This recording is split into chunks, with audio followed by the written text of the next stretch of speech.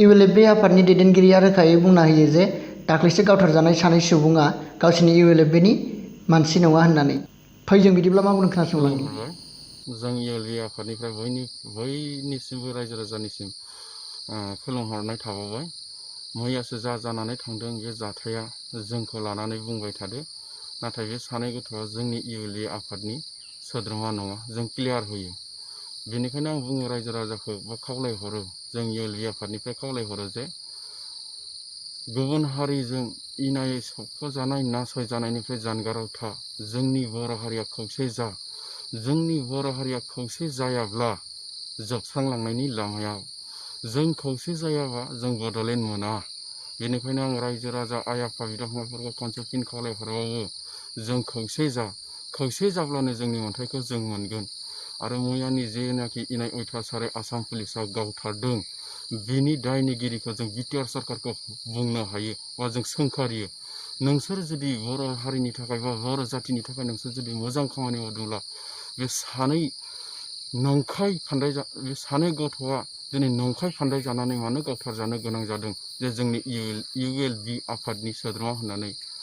रायजो राजा नोंथांमोन खोनासं, बे सानै गथ'आ जोंनि इउएलबि आफादजों जेबो सोमोन्दो गैया आरो बे जोंनि सोद्रोमा नङा। बेखौनो आं रायजो राजानि सिगाङाव क्लियार होयो। आरो बिटिआर खुंथायनि गोहोआव थानाय बर' लिडारफोरखौबो जों बुंहरो जे नोंसोर जुदि हारिनि बा जातिनि जुदि खामानिखौ नोंसोर मावमारदोंब्ला हारिनि रैखाथिखौ नोंसोर सान। जोङो दिनै हारिनि थाखाय ओंखारदों, हारिनि रैखाथिनि थाखाय ओंखारदों। जों रावखौबो नासया, रावखौबो मुगैया। नाथाय नोंसोर बेबायदि जुदि बिटिआर खुंथाय गोहोआव थानानै इनाय अयथासार जुदि खालामबाय थायोब्ला जों नोंसोरखौबो माबा मोनसे गोख्रों खालामनो थाखाय बा मावनो थाखाय लामाखौ लानाय जागोन। दा बेखौनो आं बुङो जे दिनै आसाम पुलिसफोरा जोंनि माबायाव बिटिआराव फैनानै बर'नि जायगायाव फैनानै मानो बेफोरबायदि गावबागाव गोहोखौ बाहायनो मोन्दों, बेफोर गासिबो जोंनि बर' लिडारफोरनि राजनितियारि दोलोआव थानायफोरनि गोरोन्थि। दिनै गाव गावनि सिटखौल' लानानै, गाव गावनि मोन्थायखौल' लानानै, दिनै गाव गावखौल' दामि दामि गारियाव गाखोनानै बिदि स्कट लालायना गिदिंलायनानै जाथिनि सायावनो गिदिंबा जानाय नङा।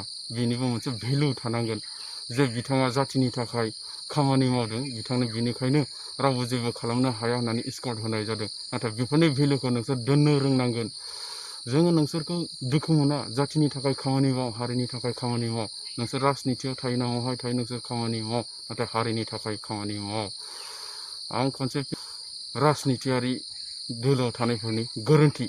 दिनै गाव गावनि सिटखौल' लानानै, गाव गावनि मोन्थायखौल' लानानै, दिनै गाव गावखौल' दामि दामि गारियाव गाखोनानै बिदि स्कट लालायना गिदिंलायनानै जाथिनि सायावनो गिदिंबा जानाय नङा।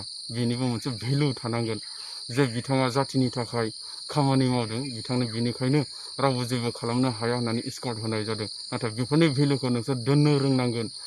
जोङो नोंसोरखौ दुखु मोना, जाथिनि थाखाय खामानि माव, हारिनि थाखाय खामानि माव। नोंसोर राजनितियाव थायो ना महाय थायो नोंसोर खामानि माव, नाथाय हारिनि थाखाय खामानि माव। आं खनसे फिन बुंबावो, जोंनि इउएलबि आफादा फावसायनानै थाया। रायजो राजा नोंथांमोन जोंखौ फोथाय जे जों बुंदों जे जुदि ओरैनो इनाय अयथासारै जुदि सोरखौबा सासे गावथारब्ला जों बिनि सायाव 20 जनखौ गावथारगोन। नाथाय जों बेखौबो मावगोन। सम आरो बोथोरखौ रायजो राजाया नेनानै था।